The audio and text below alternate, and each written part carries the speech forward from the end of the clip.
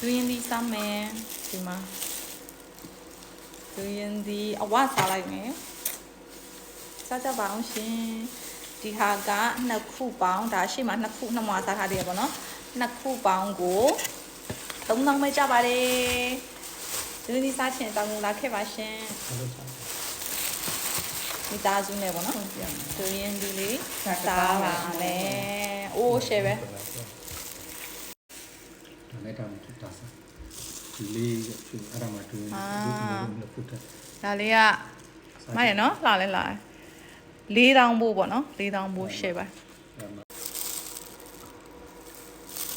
စားပါအောင်စားပါမယ်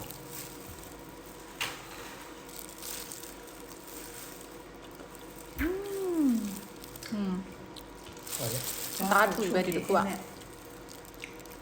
ဘာဖြစ်ပေါ့ပေါ့တော့အေးလေးထည့်ပြီးတော့ပေါ့မယ်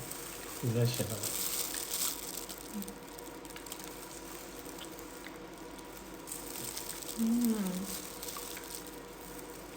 ยังကောင်းဒီကစား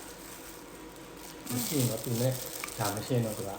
သူရတာနဲ့တူတော့ဒါကိုစားလိုက်ဆက်စားလိုက်ပါဦးမရှင်တတာပါ